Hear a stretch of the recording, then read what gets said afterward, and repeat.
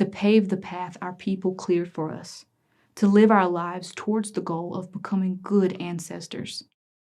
My research in my PhD program and my work in the classroom focuses on doing that by undoing the harmful stereotypes about Indigenous people that we have all internalized, Native and non-Native alike, and to show people the undeniable, the unending, and the innumerable contributions of Native people to America. Your rivers are named after us, your towns, your counties, your states. Your government is based on our governments. We're not to blame for that one, though. We are enmeshed into your everyday realities. We were here before America ever was, and we are inevitable. Look away, look away, look away, Dixieland, Dixieland, Dixieland, Dixieland, Dixieland, Dixieland. Let's come rally, for this is the time and place. The international ideal unites the human race. All right, y'all. Thank you for tuning in to Dixieland of the Proletariat, where we'll talk about Southern working class history and current events through a leftist perspective. Make sure to like us on social media at Dixieland of the Proletariat or Dixie Prol. And if you want to give your wages to a bunch of rednecks, then subscribe to our Patreon page at patreon.com/DixieProl. We got a lot of cool stuff to give you, including CDs, stickers, a cookbook, Discord server, Twitch stream, and exclusive episodes. We also have a Spotify playlist with some great artists you also check out. This podcast is brought to you by Camel Silver's Vaping, Living at Home, Pushing People in the Swamps, Peanuts and Pepsi, and Swanson's Pure White Robes. Are you tired of the cross-burning smell clinging to your sheets? Get Swanson Pure White Robes. Shout out to our new Patreon subscribers, Salamander Dan, and our monthly Patreon surplus goes to groups that are run by and or help marginalized people directly. As always, I'm Nelson, joined with... Tommy. Jeez, never can start properly. And Kaez is here. And our guest this evening is... Dr. Brittany Hunt. Still feels Yay. weird to call myself that. So hello, everybody. I was totally prepared to get really aggressive on calling you Doctor Everything. So. Kai and I went back and forth like, it's doctor now, right? We got to make sure it's doctor. I would not have cared. People back home keep saying, oh, where are you going to be practicing at? And I'm like, I'm not that kind of doctor. I'm not the important kind of secondary level. I also want people to know that Swanson thing, that was Tommy's idea. I want people at home that are recording. I have no idea where that's from, but I don't want it to be like as the white guys saying like, oh yeah, buy these robes. You know, I want everyone to know that Tommy, the black host, sent me that to read. First of all, it was brilliant. It was topical. I did it on the fly. Swanson, it's Tucker Carlson's air. Yes. Like, oh, okay. Come on. Jeez, man. That went right over my head. Okay, now that makes sense. Okay, that was a 5-brain joke. You're only a 2-brain. I know. I'm literally smooth brain. He shaved his head. Yeah, exactly. The hair fell out and I had to yeah, it's smooth brain. Yeah. Whatever. Well, now that you explained it, thanks, Tommy. I see how that's funny. Since I'm a person that has to have jokes explained to me. Oh my God. I'm so sorry. We invited you, Dr. See, I was so worried. You're so much better than us. I was so worried about these guys embarrassing me. And what do? Make a Klan joke immediately. Oh my God. It's totally okay. We need more Klan jokes. We do. We need a lot more Klan jokes. I mean, the Klan is a joke, but I mean... Considering the amount we've already talked about. Oh, man. So, yeah, y'all, everyone listening at home and wherever, this is going to be a Klan episode, but in the good way, if there can ever be any good way to talk about the Klan. But first, Dr. Hunt, could you tell us more about the Lumbee tribe? Because we're going to go into the Battle of Hayes Pond, but could you give us a background of the tribe and tell us, because I know for me, and probably a lot of people listening, it's not really a tribe that gets brought up a lot. Like, you always hear about the Muskogee and the Cherokee and the Seminole, but it's really it's a tribe in the South that really gets, I hate to say it, but like looked over and passed over. You don't really hear about it a lot. So if you could just tell us about your tribe, and I know the listeners at home would definitely want to know that too before we get into the actual battle. Yeah, of course. So I'm a member of the Lumbee tribe, and we're primarily based in North Carolina. So in Robeson County, North Carolina is mostly where our current homelands are. And so Robeson County is in the southeastern portion of the state.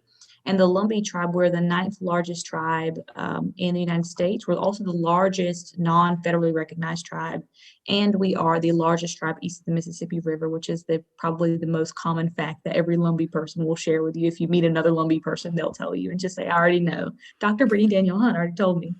So yeah, we're a very large tribe. So it's strange that more people haven't heard of Lumbee people.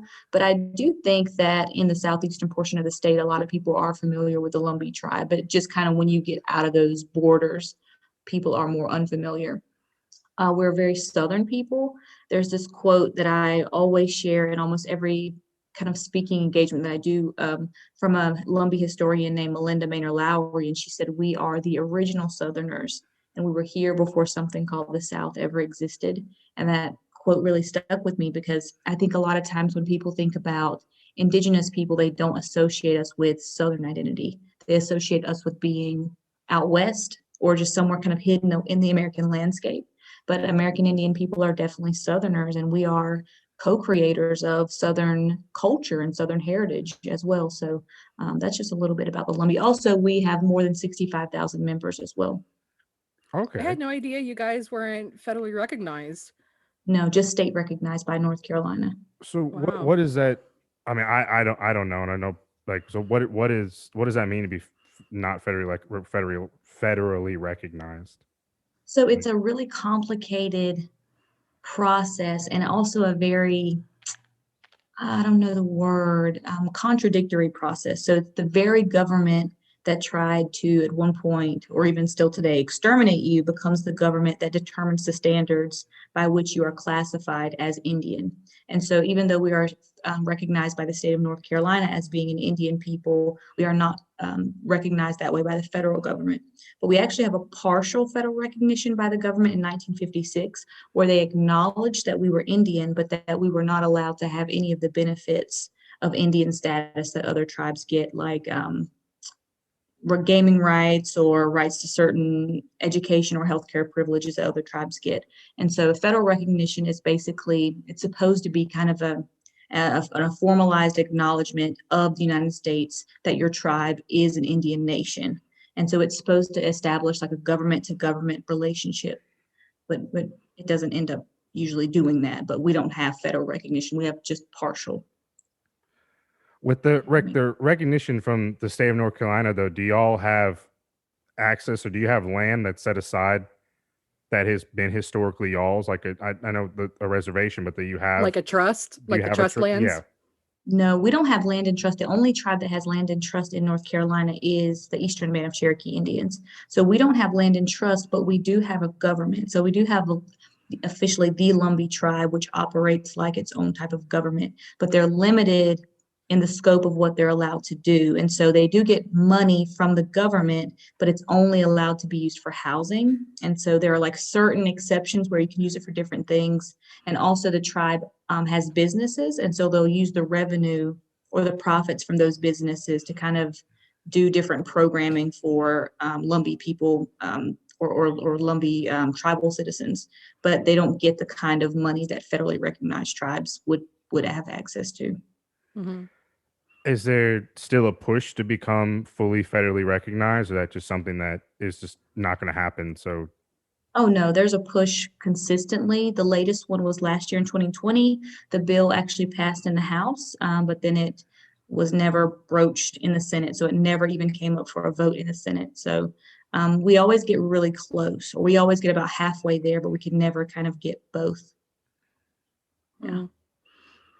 Is there somebody or some entity that's usually pushing back against you, or is it just like this common vote that just never gets fully done? Oh yeah, the Eastern Band Cherokee. Those are the people Really?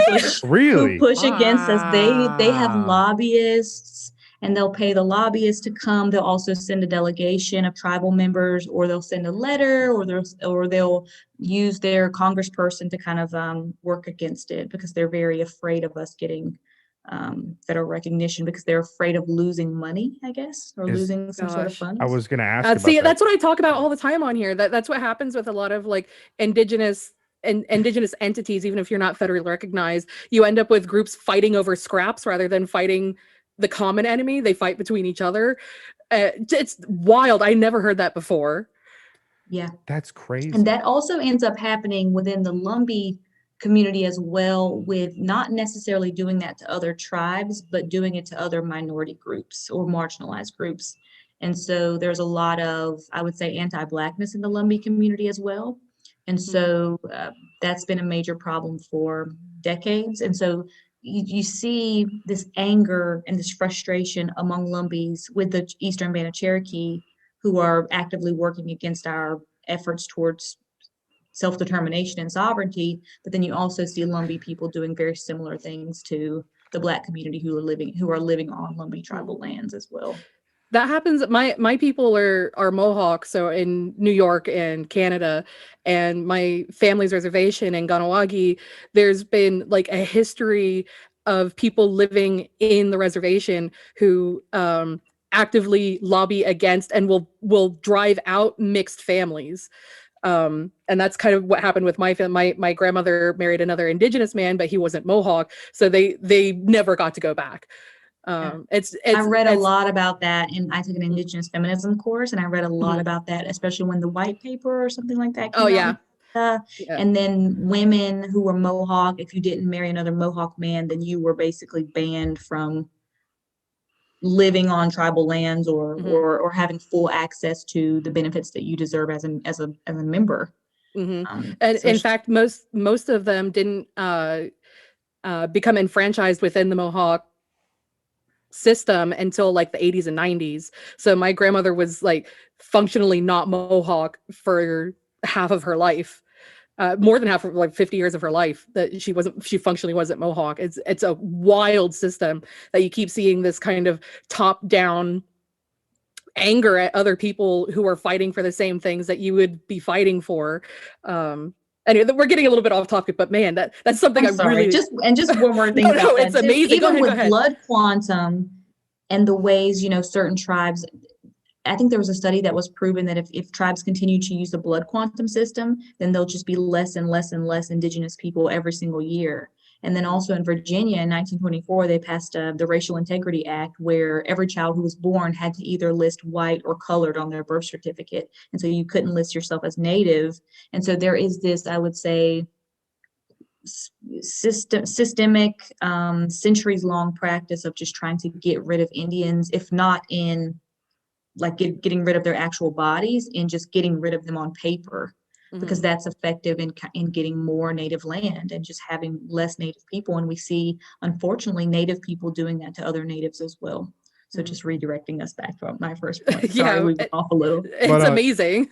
Y'all brought up a good point, because when I was reading up about the Battle of Hayes Pond, one of the reasons, well, a number of reasons, because the Klan is a bunch of morons, but they felt that it's here like so one of the main Klan people that announced this rally that we're going to talk about wanted to put the and I quote, put the Indians in their place and end race mixing.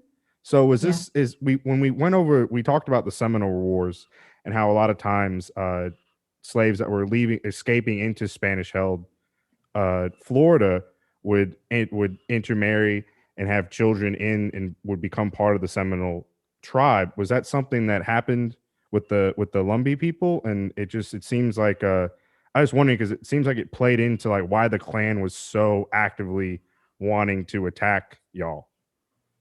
So it's a complicated question.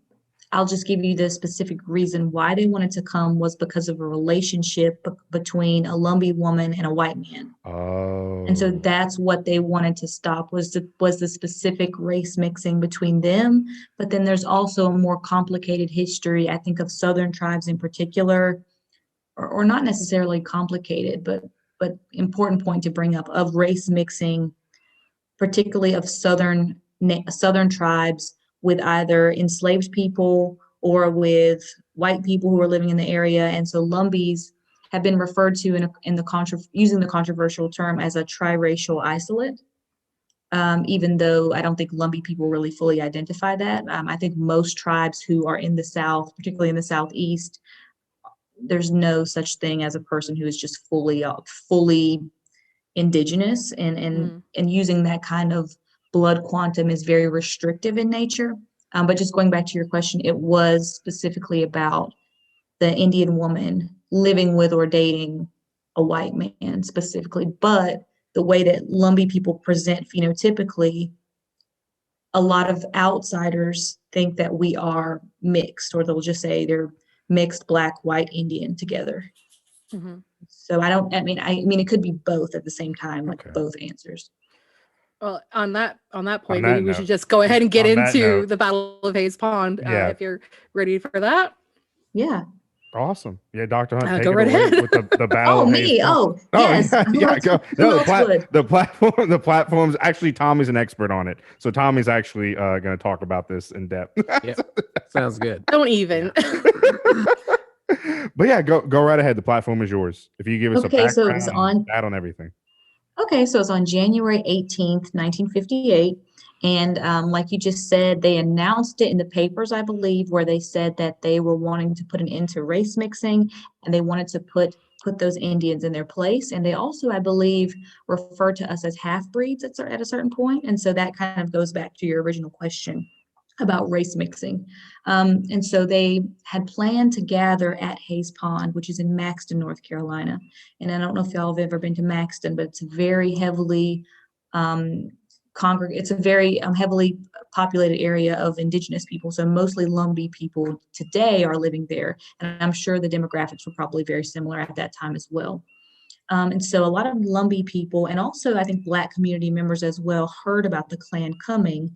And so they began to assemble arms. And even my great grandfather was involved as well. My granddaddy remembers hearing about it and hearing like kind of the buzz around town of like who's going to go, who's not going to go. Women went, men went. There was actually a pregnant woman there as well. And so they were all kind of gathering together, to go meet the Klan, because they didn't think that they had any right, one, to come to their land uninvited, but also two, to come with such a evil purpose, obviously. And so 50 Klansmen ended up showing up to Hayes Pond, which is again a pond in Maxton. And so they were standing there. It was 50 Klansmen, and also I think their wives in their cars. And then they were soon surrounded by more than 500 Lumbee people, as well as Black community members. So obviously 50 compared to 500, there's really very little that they would have been able to do, even if all 50 had guns, right? And most of the Lumbee and Black people had guns. And so they surrounded them, and then a Lumbee man came up and shot the light out. So there was like this light, and it was at night, and it was kind of casting a light around the whole field. And obviously the Lumbee people are from this area, so they're more familiar with the pond and like where to go than the Klansmen would be. And so they shot out the light, and it kind of began this pandemonium. And so the Klansmen start to get scared, and they kind of start to get engaged in a little bit of fighting with the Indians and the Black people who are surrounding them. But they mostly just decided to flee at that point. And most of the Klansmen actually ended up leaving their wives there. And by this point, the wives were in cars, and the cars had somehow ended up in a ditch. And then so the Indian men had to pull the cars out of the ditch to help the women, I guess, be able to leave the field. And so it just goes again to highlight the stupidity, I think, and also the cowardice of the Klan at this point, because they came and they were very bold in their statements, right? On paper, it's almost like Twitter fingers versus trigger fingers, right? Like they had the one, but they didn't have the other. Right. And when it came down to it, they really were not able to do anything compared to the number of Native people that ended up showing up. And so it was declared a victory. There was no casualties. No one even got shot. The leader of the group was named James Catfish Cole, and he was the leader. And he had also been ran out of another area right before this. I don't remember what county it was in, but he was ran out by a group of Black people from a county. So this is his second time being ran out. And Lumbee men at this event ended up stealing the KKK's flag, and they took pictures with it. They like wrapped themselves in it and captured it, and it was really cool. And it ended up making the cover of Life magazine, which was a really popular magazine at the time. So this event actually ended up making international news. A lot of the Klansmen actually went to jail, which I think is really surprising for the South at this particular time. But I'm not sure if James Catfish Cole just had a really bad reputation, or if maybe the county, Robeson County, was different from maybe the rest of the South during this particular time period. And also another, I think, really interesting thing is that his wife, James Catfish Cole's wife, wrote a letter afterwards to the judge asking for leniency for her husband, and she called the native people bad-haired Indians, which I thought was an interesting thing because it's like, what, at this point, we have embarrassed you. Like, we had to get you out of the ditch. Right, your husband left you there. I mean, what more do you want us to do? So she was asking for leniency, and I don't think they gave him leniency at all. And I think he died. He didn't live a very long life, so he didn't live much longer after that, I don't believe. And so, yeah, that's basically the story of Hayes Pond and how we ran the Klan out of the county. That's so cool. I love that story. That is pretty awesome. Yeah. It seems like apparently from reading, it's like public opinion really turned against Cole after this battle. Like they really they saw it, I guess, as something just disgusting, and they got embarrassed so badly that probably like the I don't know, I guess the politicians were like, wow, these guys really were just totally embarrassed, and we don't want anything to do with them. And I think that, and I wonder why they were embarrassed. Were they embarrassed because he was ineffective in what he was doing, or were they actually embarrassed because of his message? So I would think it would be the former, but I don't know. You would think that is a good question. From what I've read and for what I understand, just taking Southern politics, is that when we look at the Klan activity is very prevalent in the Deep South. But when you start getting into like the rim areas, I think from what I was reading is that the Klan tried to get a foothold in North Carolina, but they weren't really well as accepted as they were in the Deep South. So, and then on compound with that, like you said, they were probably like, these guys are a bunch of idiots and we don't want anything to do with them. So it's probably like a mixture of both, but definitely like I'm not going to say that the white politicians were definitely like probably if the Klan would have succeeded, the white politicians would be like, yeah, the Klan. But probably since they lost, just completely embarrassing. They were probably like, for political reasons, as opportunists, they're probably like, let's kind of distance ourselves from this. But, it's just whatever. It's however history goes. It's one of those things. But yeah, just reading, it's like... Cole, it says Cole was later convicted for inciting a riot and given a 2-year sentence, and it seems like he was just completely I did not know about the fact that they had to help the women and get the cars out of the ditch. That is absolutely that is hilarious to me. Right. And also, I think that's probably the funniest part of the story, and just makes it even more embarrassing. The whole thing more embarrassing. I was going to tell you another part about it, but I just literally forgot. Oh, there were also, I think in this larger narrative, whenever I've been taught this, is that you always think about it just being men, but there were a lot of Native women who were there at the event as well. And there was one woman who was interviewed by the Museum of the Southeast American Indian at UNCP, and her name's, I think, Verdia Locklear, and she was pregnant at the time. And her husband was like, you need to stay home. That's dangerous. And she basically hit him with the Bible. I don't know if y'all are familiar with the book of Ruth, where Ruth says to Naomi, where you go, I'll go. And she basically told her husband the same thing. Like, if you're going, then I'm going to go too. And she said she brought her shotgun with her. Hell so yeah. She was pregnant with a shotgun with her husband. And I mean, just imagine having that story to tell your child, when you give birth. It's incredible. In a lot of these stories, you hear that women are front and center in a lot of these battles, like the one that happened in like Leith, North Dakota, I think, was another white supremacist group there, and it was a bunch of Lakota grandmothers who went out there and stole their flag. It happens all the time, and it's in all of these battles, women are going to be there. So that is so true. Do you know? Did the Lumbee people did they keep that banner? that that they stole, that they captured. Really didn't steal it; they captured it because as a souvenir. Like, do you know? Like, does anyone have that still? As like, hey, look what we did. Oh, I don't know, but I think that they do still have it somewhere. I'm sure somebody kept it. That has to be Um, like a prized possession. Like, look what we Yeah. stole from these stupid Klansmen. and what unfortunately ended up happening a few years ago, there was this website, like a clickbait type website, where they had like the 100 most shocking images ever, or the 100 most like deplorable images ever, and they used that just the picture without providing the context, because it looks like two KKK members who are, even though typically they're very brown and they have very dark features and dark hair, you don't know. I guess you wouldn't necessarily know if you don't know the history. So look, they're like wrapped in it and they're laughing. And so it's like, oh, look at two KKK members celebrating, like being in their clan heritage or whatever.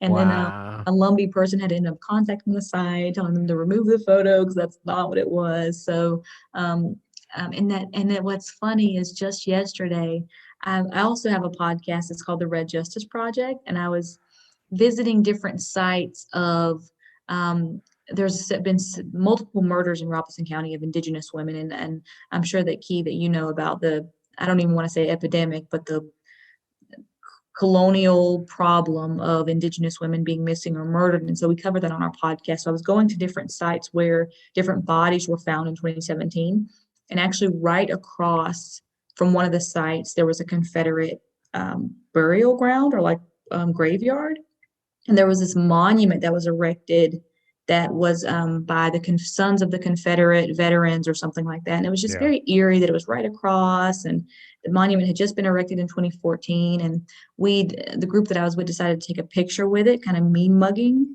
But then someone was like, y'all, what if this What if they gets do it leaked again? 100 years later, and they're proud daughters of the, I don't know, what is it, Daughters of the American Revolution or Yeah, something. it's one of those groups. Sons of Yeah, Confederate veterans and all that stuff. Yeah. Yeah. I've never, I'm so sorry to admit this, but I'd never heard of your podcast. I just looked it up. But you never hear about the MMIW problem happening in the Southeast. You always hear about it in Canada or out west. I'm really interested to see your work on that afterwards. So definitely. So where should people go find that? Because I want to make sure that people go find that. It's called the Red Justice Project, and so you can find it wherever you get your podcast. So on Apple, Spotify, I'm sure Google has podcasts too. I have an iPhone, so I'm those snobs. So yeah, you can find it anywhere there. We've been on Spectrum News twice, I think, and we were also in our local paper, and we just cover different cases of Native men and women, mostly women, and also mostly in our county. And I think my county, Robeson County, is actually the number one in the country for this problem. Wow. Fortunately, because the Robeson County, I didn't share this earlier, but Robeson County at one point was the most dangerous county in the nation. And Lumberton, where I'm from, was the most dangerous city in America at one point. And it's still it's the most dangerous county in the state, for sure. I know now, but at one point it was nationwide, even though it's a really small area. Wow, I'd never heard that before. It's also where Michael Jordan's father was murdered.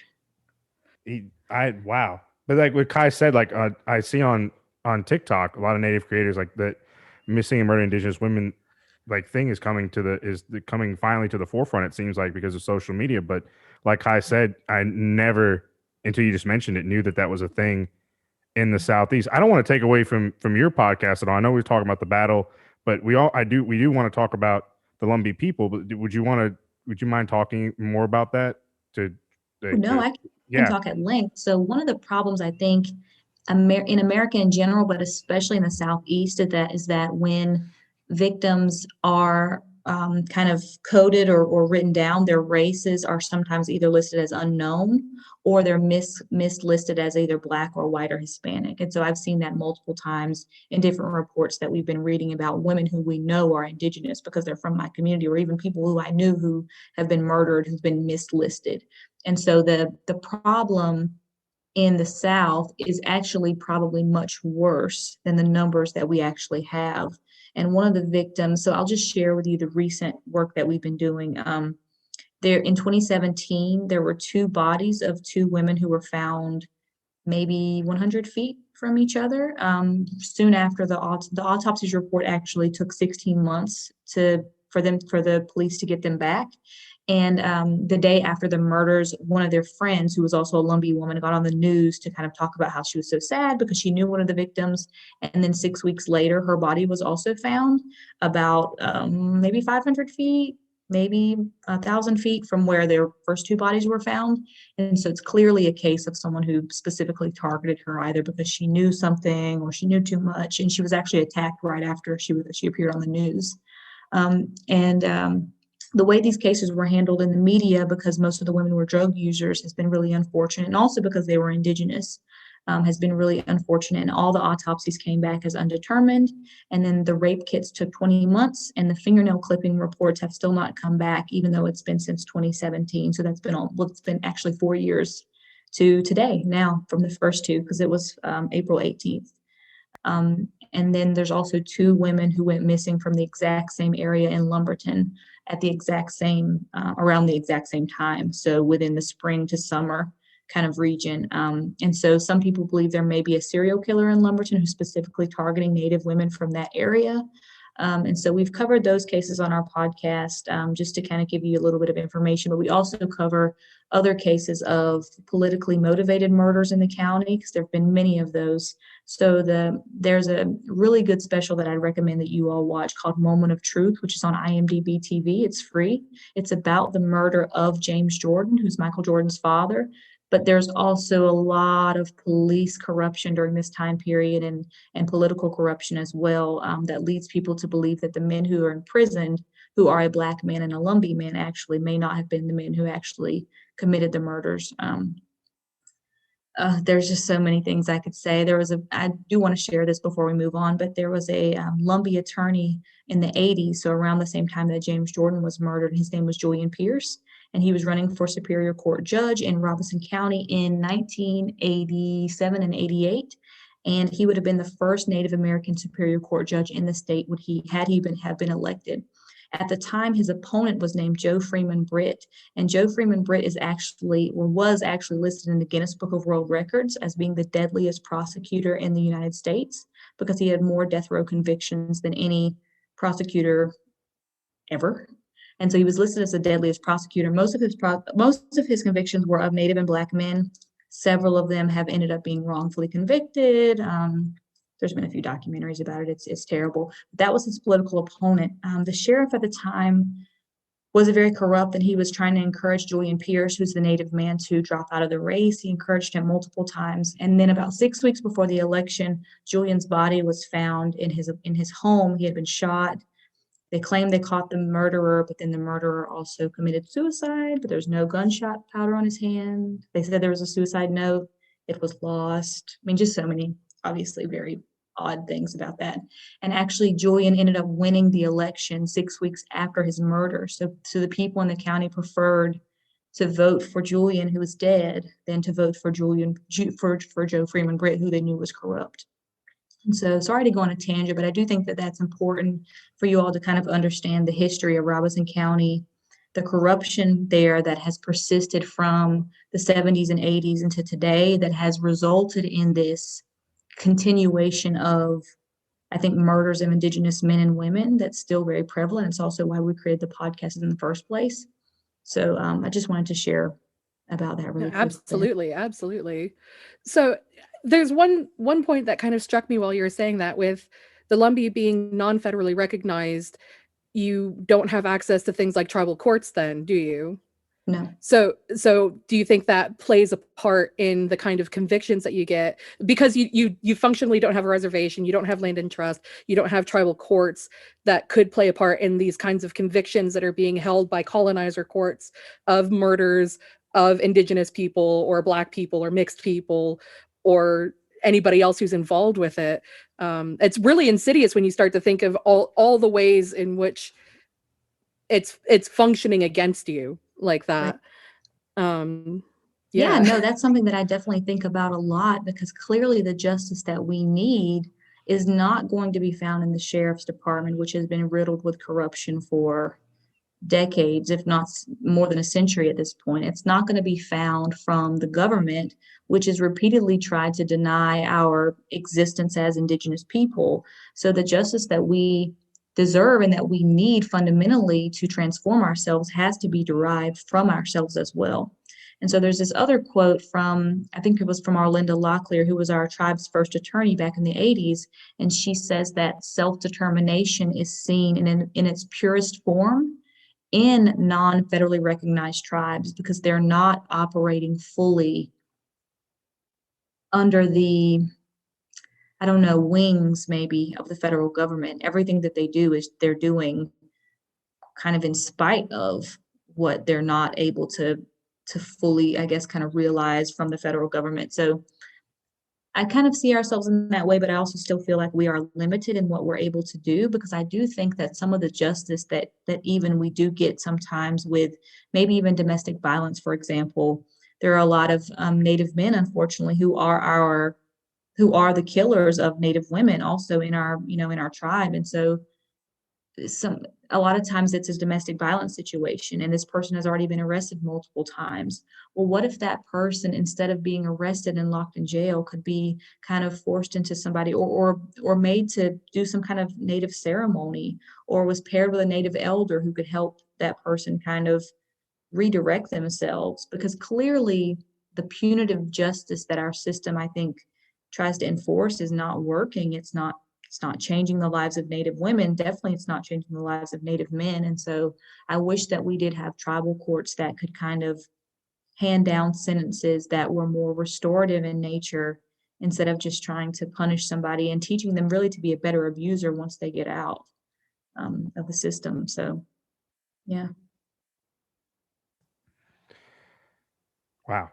I'm not, this is like I said, this is some of the first, like, I don't even know what to say. This is one of those things where it's like, it is one of those things where like, I do my best with you guys, but there's only so much that I can get out at a time. It's one of those things that you don't know. Like, I had no idea. Like, I only have heard MMIW when it comes to the Midwest and Canada. Like, never have I ever anywhere have heard about this in the Southeast and it being an issue. And thank you for sharing that.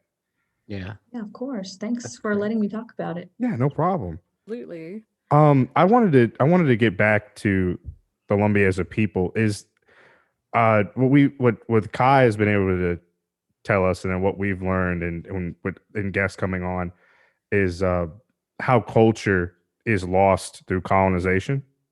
Mhm. And so, do the Lumbee people have obviously you have everyone's affected by every indigenous person's affected by colonization, but what specifically are, like, has a language been taken away, rituals and anything that like, can you tell us more about, I guess, the Lumbee when it comes to like a language or like cultural things, or anything that you feel needs to be learned, needs to be told, and what has been taken away from colonization?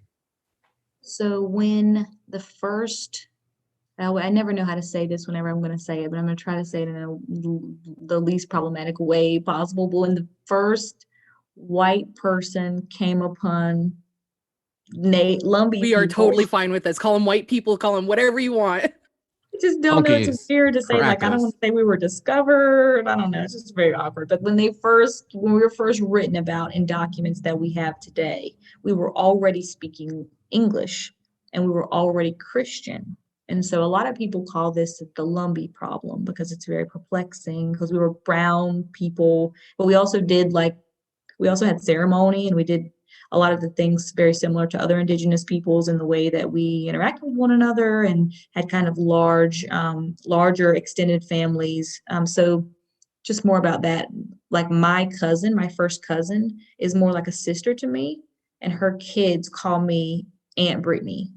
And so, like, we had those kind of large or like interconnected kinship system in the way that other indigenous people do. And so we were functioning like indigenous people, but speaking English and practicing Christianity already. And so the way that a lot of people have tried to rationalize this is saying that we are the marriage between the lost colony and groups of indigenous tribes. And we are kind of like the marriage of those two groups. Again, I'll just keep using those terms. That theory has been debunked by many historians. There are still some Lumbee people who very much hold on to that and still believe it. There are Lumbee kind of like legends or myths saying that Virginia Dare is buried in Robeson County, where I'm from.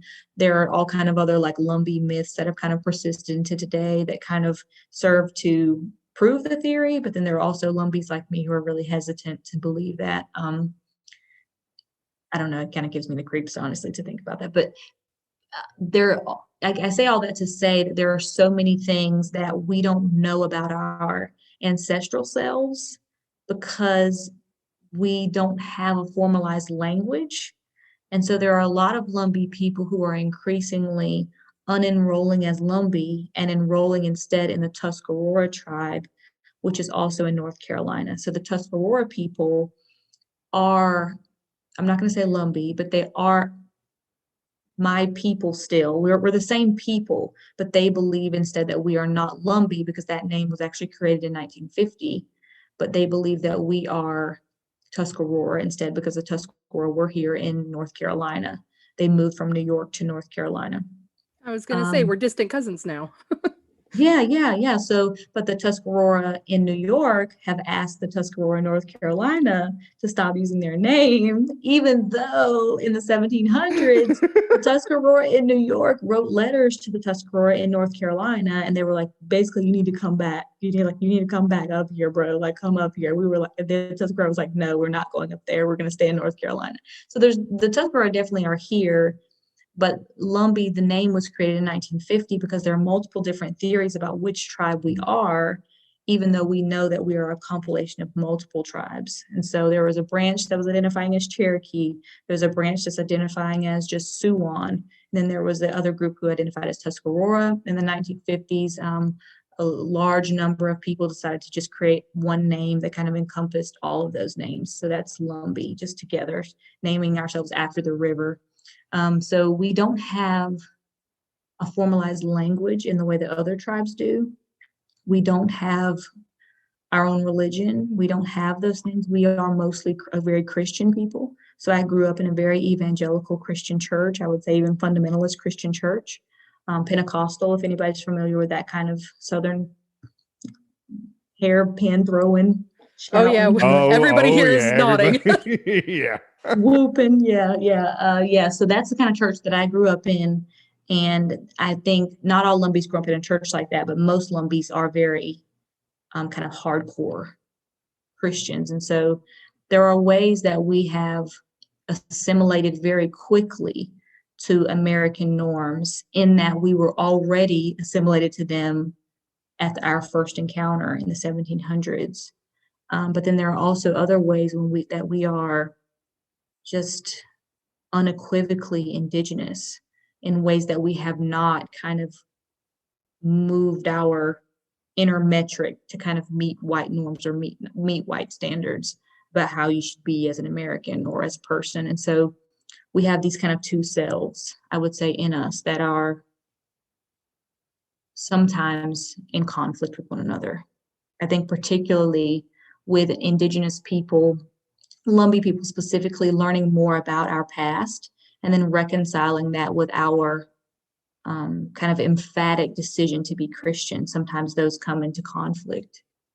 Like, how can you be indigenous and Christian at the same time? It seems strange. A constant problem in so many tribes. But I was just thinking, like, with kind of the pan-Indian idea that we're all kind of waking up and decolonizing, I'm wondering how that's being met in your community, considering that that assimilation seems to be so much part of your history and not necessarily like a negative part of your history. How is your community dealing with this new rise of decolonization?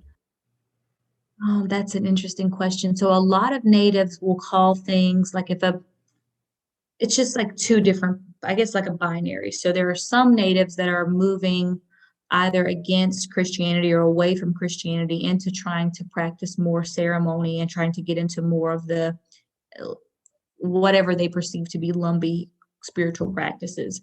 Then there are others who are kind of just holding strong to very Southern Christian ideals and are very uninterested in kind of seeing the duality or the ways that they can do both. And then there are people like me who's like tiptoeing back and forth or trying to stay in the middle. But I do hear some Native people who are very anti certain things, even like meditation. They'll say, you don't need to do that. You're inviting in bad spirits, like the devil can come into your mind, things like that. And I'm like, I don't think that's how that works. And then there are others who think that, going to powwows, even my mom did not go to a powwow until she was 50 years old because she grew up thinking that it was wrong because she was taught that at a young age at church that it was wrong that you shouldn't do any kind of dancing, but especially not any kind of Indian dancing, right? That was the worst kind, even though she knew and our family knew that we were Native. It kind of reminds me of the quote that came about in the 1800s and 1900s around the Indian boarding schools about killing the Indian to save the man. Like you have to kill that part of yourself and just be a Christian and only do Christian things. And if it's anything beyond that, then it's deviant, which makes your Indian identity inherently deviant as well. So I have a question kind of piggyback off with what Kai asked and what y'all been saying.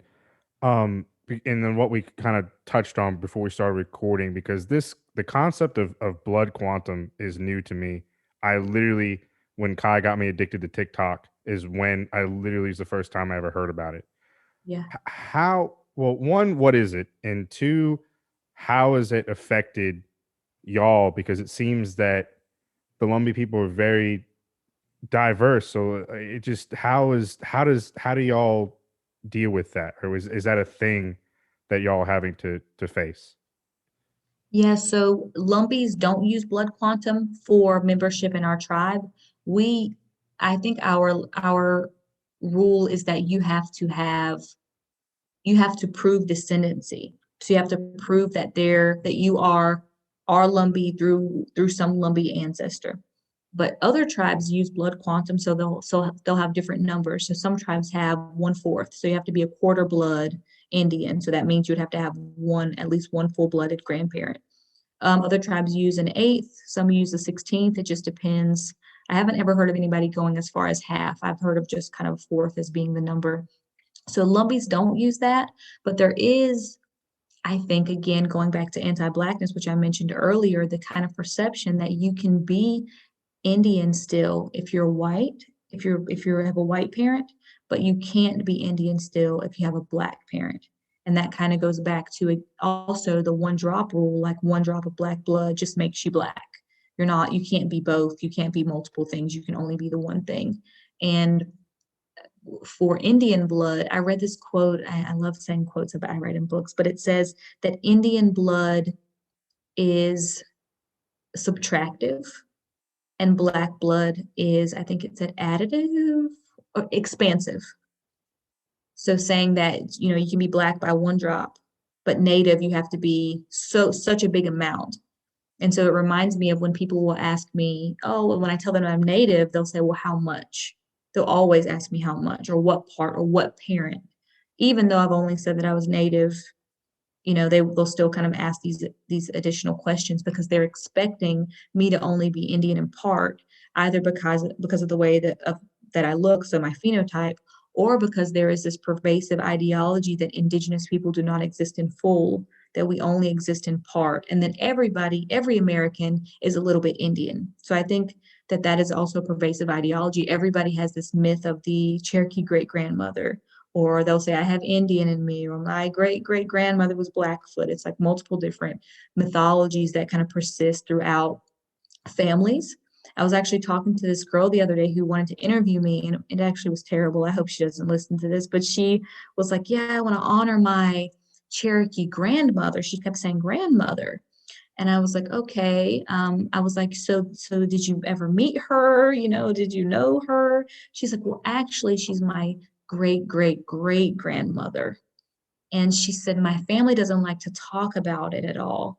And I was like, oh, that's really interesting. Well, how do you know, that she was Cherokee? How do you know do you have, I mean, I don't know if you have a picture. Do you have any, I don't, how, how would you know that person is actually Cherokee? And she was like, well, I don't know. And she's like going on. And I felt kind of bad about it, but I hear this so much with people saying my great grandmother, and it's always the great grandmother. And they're usually always Cherokee. It's always kind of this exact same thing. And it's just not possible that Cherokee It's such women a are getting busy like that. I don't know.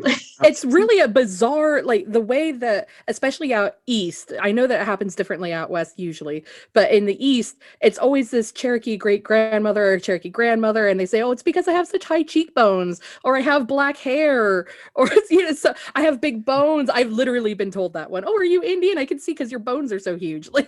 Like it's this bizarre thing, and I don't think that a lot of people who grow up with those kind of myths in their family have ever thought about the horrific way, if it's true, that it would be horrific. It would necessarily be horrific if it's true.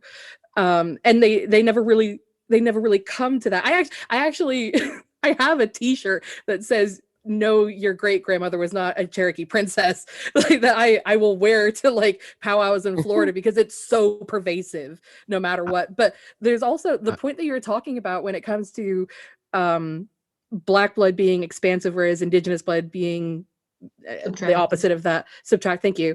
It's something that I've been kind of rolling around in my brain for a while, trying to come up with the proper language to talk about this. I'm really excited to hear that other people have kind of talked about this. But one of the things that I've been kind of fighting with is that because of the one drop rule for Black people, or for people that have Black ancestry in any way, it comes down to how our shared colonizer, how they interact with us in that way, and just trying to come up with, so if they interact with Black people or people with Black ancestry, then they have a reason to take things away from you because that's how it's been written into their colonization, into their laws, and into everything. And then when it comes to Indigenous blood, because of this kind of nation to nation setup that we ended up kind of cobbling together, I think that also points back to how a lot of non-Indigenous people, usually white people, will look at Indigenous people and say, oh, well, what kind of benefits do you get? They always see it as a benefit rather than a necessary payment. It's almost like rent. It's a bad, but it's close. That's the closest words I can come up with, is kind of rent, that colonizers are living on our land and paying us rent through quote unquote benefits to our own resources at that point. But because of how the colonizer will interact with you at that point, if you're Indigenous, they know that they've written themselves into a corner, that they owe you something in some way. So it's easier to write Indigenous people out in order to not owe those kinds of rent/reparations. There needs to be a better word for this. But it's just a really insidious way that a colonizer can go about both Indigenous people and Black people like that. Sometimes it's overwhelming once you start to realize it. Yeah, and then the book that I was reading that had that quote, it talked about land versus labor. So they want land from Native people, but they want labor from Black people. And so that's why you have to get rid of Natives, but you need more Black people at the same time so you can have more free labor. And so that's what that chapter was particularly about. But also it's really interesting that you bring up like this myth of free stuff. That happens to me all the time. I was actually getting a massage one day and this lady was like, oh, what race are you? And I was like, oh, I'm Native. And she's like, oh, so this massage is free then for you, right? And I was like, what? Like, I'm gonna have to pay you at the end. Like, it's just her business. I'm like, who do you think? Like, did the government send you a check? Yeah, I want to know who's been saying that we all get free massages, because next time I go home, like, I want to take advantage of this. He's Tommy, like, you get care. And I was like, no, I don't get free health care at all. And she's like, yes, you do. And I was like, no, I don't. And she told me I got free college. And I was like, wow, thank you for telling me all about this. I didn't know that came with this. So yeah. I wanted to bring that up. So to go back to a point we talked about before we started recording, I was originally sent one of the TikToks that you're part of for the Museum of the Southeastern Indian. Is that correct? Yes. So I was originally sent one of the TikToks that you're a part of, and I was very excited to hear a Southern Indigenous person talking about being Southern. And I ended up sending that TikTok to Nelson, and that's how we ended up getting you here. But from what I heard on your TikToks, I wanted to see if this is correct, that the school that you were filming at and the one that you attended is a historically Native school. Is that correct? So I didn't attend UNCP, but I went to Duke. UNC Pembroke was founded in 1887 by Lumbee people specifically, or Native people in the area, for Native people. And so it started out very small, as kind of like a teacher college. And then now it's grown to being a part of the UNC school system. So now it's officially a part of, I can't remember what year, maybe in the 80s. But it's a school that now I think the population of Indigenous people is 16%, which is the highest of any school for any college for certain in North Carolina. And it's in Pembroke, North Carolina, and the population around that is actually 89% Lumbee. And so it's a very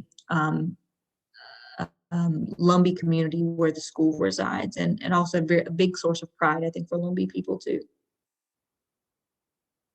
Yeah, I'm not sure if people know that there's there's historic Black colleges. There's also historic Native colleges. I don't know if people knew that, so I just wanted to bring that up. Yeah, no, thank you. I think their designation is actually, it's not officially considered a tribal college or university, but it's like a Native American tribal something. It's called Nasanti is the designation, but it's what most unfortunate part about that is there are a lot of students who are there who are not Native, who don't know anything about the Lumbee tribe, even though the tribal office, which is big as hell, is like 2 miles down the road from the college, and there's like Native paraphernalia everywhere and everybody's brown.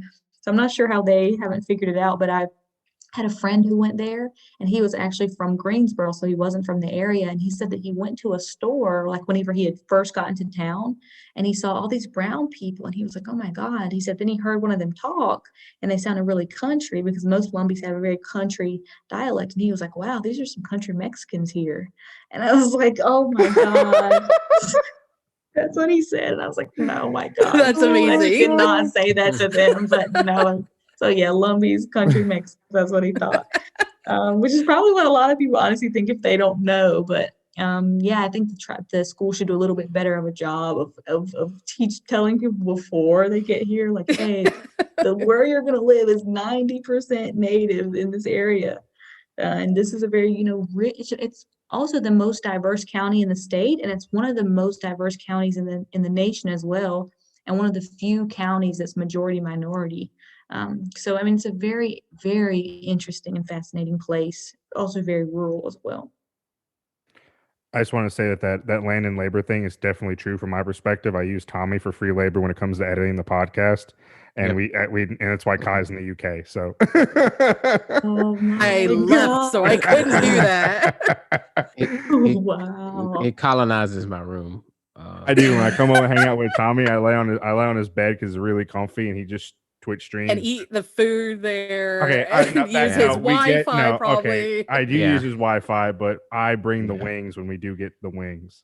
Yeah, but I pay for them. I know, but I deliver them. So. No. That's the end of the conversation there, Nelson. He pays for them. Yeah. He pays them. I deliver them. So there's a quid pro quo thing there. It's It's all quid. It's all quid and no pro. No quo. Yeah. All my quid. Tommy, did you want to say something? You trying to say something earlier? Oh no. But I am glad that Elizabeth Warren is still alive and doing bad interviews. Oh my God. What are you? It was Elizabeth Warren.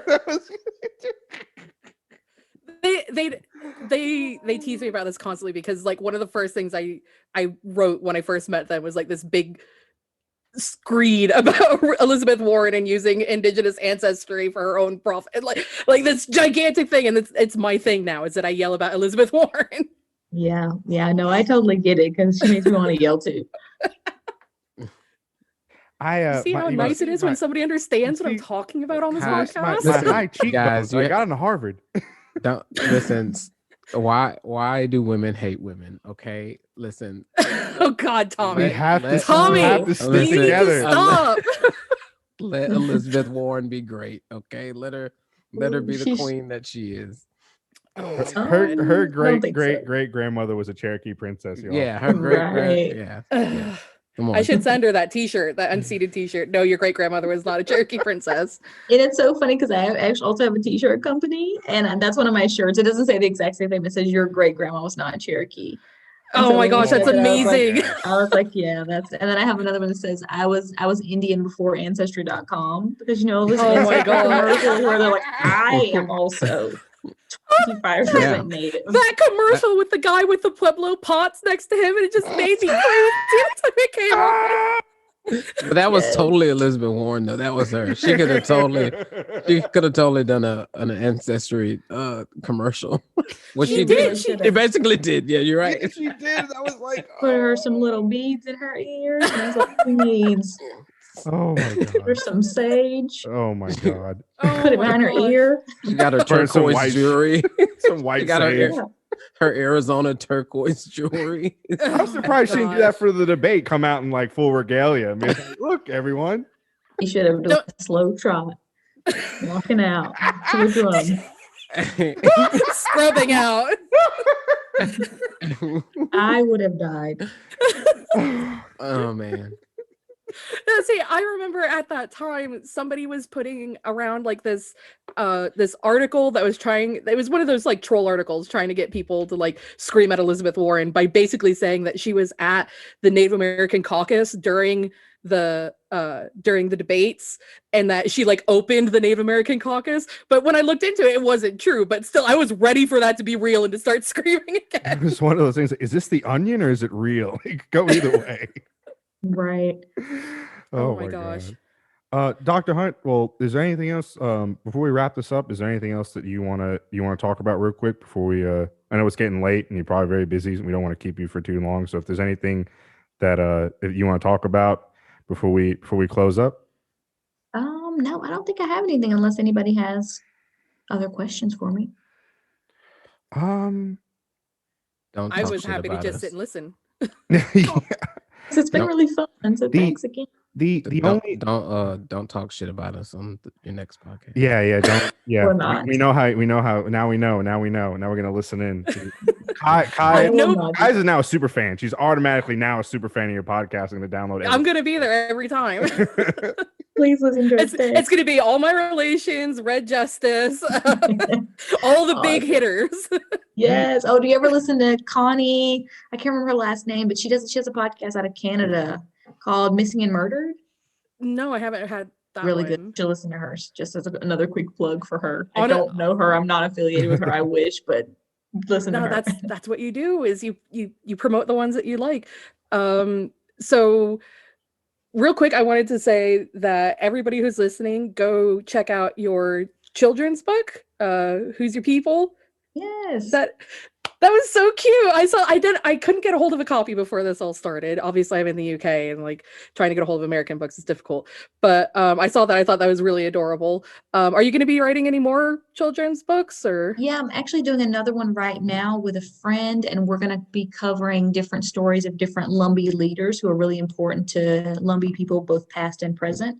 And so we're doing interviews right now, and so that's what my next book will be. But Who's Your People? Just for a quick thing about the title, it's a Lumbee phrase of how you introduce yourself to another Lumbee person. So I think in Western culture, we really promote. You'll ask like, "What do you do?" or "Where'd you go to school?" or questions like that. But for Lumbee people, you want to find that connection. Like, how do I know you? How am I connected to you? Are we cousins potentially? So. Who's your people is the question that a lot of Lumbees will ask other Lumbees when they first meet. So that's why I named my book that. Yeah. Hell yeah. And then if you could email me or message me on Twitter, just links, I can plug anything you want in the show notes with the links, and hopefully our fan base will now become your fan base for your podcast, and hopefully we get some sales in your book. And that's basically why we're here. We want to promote things that people don't normally associate with the South, and this has definitely been probably one of the biggest ones because like I said, until you told us all this stuff, I had no idea. So thank you so much for coming on, and thank you for doing this for us. Yeah, thank y'all so much. And make sure whenever you post on Twitter, just tag me so I can see. Awesome, no problem. All right, y'all. So, real quick before I do the outro, a lot of our fans know it's finally in our link tree that we have a GoFundMe, so we can raise money for a new computer in order to do better streaming, do better editing, and to do things to try to open up that whole fan base. So, for anyone listening, please donate to our GoFundMe. We're almost there. And then we'll probably make some videos of Tommy attempting to build this computer, and it's gonna be pretty great. But just for anyone out there, links in the link tree, donate to our GoFundMe. We really appreciate it. And at Dixieland, the Proletariat, we believe the South will rise again, but this time for the right reasons, those being worker-owned means of production, decolonization, and self-determination for all oppressed peoples. Make sure to like, follow, and subscribe to us on social media at Dixie Prol. We are coming to you from the birthplace of the Civil Rights Movement, Montgomery, Alabama, as well as the United Kingdom. We'd also like to recognize a recording on occupied land that rightfully belongs to the Muskogee people. Dr. Hunt, thank you once again for coming on. I really appreciate this. We all really appreciate this. I know our fans really appreciate this. And real quick, right before we go, could you just plug one more time where people can find you and can find your book and the name of your podcast again? Yeah, so the name of my podcast is called The Red Justice Project. You can find it wherever you get your podcast. The name of my book is Who's Your People? Who's is spelled WHOZ. So Who's Your People? And ya is YA. Sorry if y'all don't speak Lumbonics like I do. And you can find me on Twitter at Audaciously Indian. And Indian is literally the letters N D N. So yeah, that's me. Awesome. Well, thanks again. And if Tyler was here, he'd say our catchphrase is "Good Lord willing, the creek don't rise." We'll see y'all next time. I love that. All right. Thank y'all. No problem. And wait.